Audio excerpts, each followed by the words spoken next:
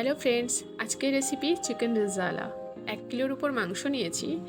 গোলমরিচ গুঁড়ো, লঙ্কা গুঁড়ো, টক দই, একটু লেবুর রস, নুন, সামান্য পরিমাণ হলুদ, সাদা তেল আর অবশ্যই আদা, রসুন আর লঙ্কা বাটা দিয়ে মাংসটাকে আধ ঘন্টার উপর মাখিয়ে রেখে দেব।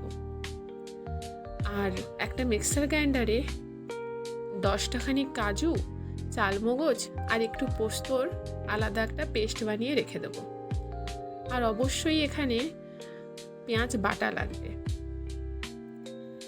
6-7টা পেঁয়াজ বেটে নিয়েছি আমি গ্রাইন্ডারের মাধ্যমে। মাংসটাকে না হাত দিয়ে মাখাবে। হাত দিয়ে মাখালে মাংসটা খুব সুন্দর মাখানো হয়। দেখো, মাংসটা আমি মাখিয়ে রেখে দিচ্ছি। এবারে একটা কড়াইতে বেশ কিছুটা সাদা তেল নেব। পুরো রান্নাটাই সাদা তেলে হবে।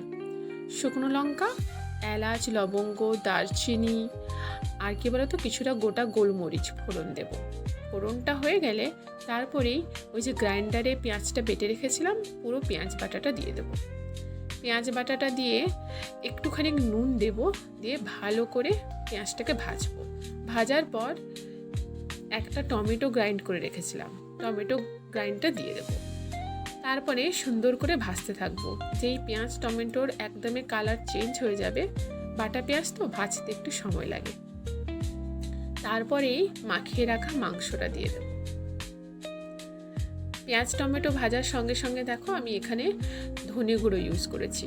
এখানে কোনো জিরে গুঁড়ো দেবো না, ধনে গুঁড়ো আর একটু গোলমরিচ গুঁড়ো দেবো।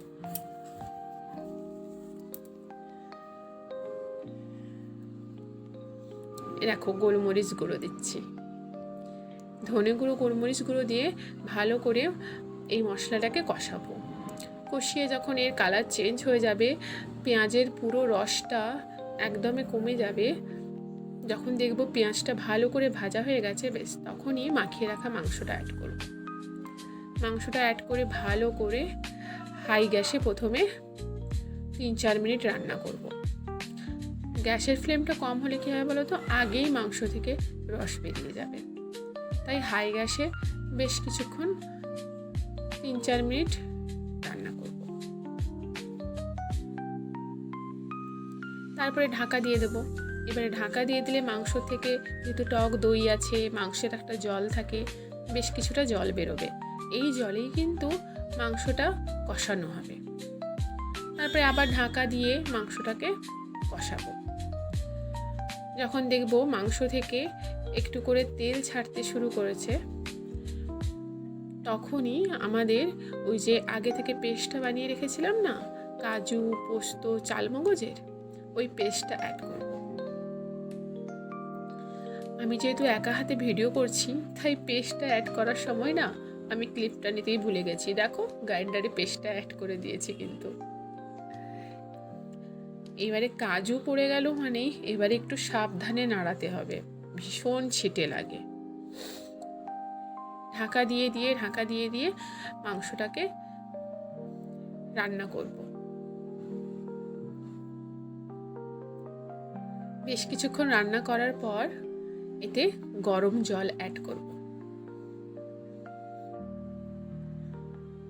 তারপরে কি বলতো, যখন মাংসটা বুঝতেই পারবে তোমরা দেখে যে যেহেতু কাজু আছে আর তিল আর পোস্ত আছে, তো মাংসটা থেকে পুরো তেল ছাড়তে থাকবে।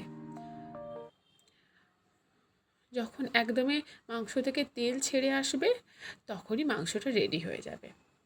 আর এই মাংসটা রুমালি রুটি, এমনি হাত রুটি, সাদা রুটি যেটা হয়, রুটি, রুমালি রুটি, নান, এগুলোর সঙ্গে খেতে খুব সুন্দর লাগে। আমার তো বেশ ভালো লাগে। তোমাদের কেমন লাগে বলো?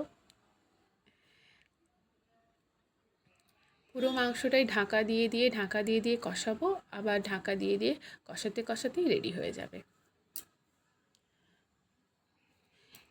এটা না লাস্টের দিকে একটু কস্তুরি মেথি অ্যাড করলে ভালো হয়।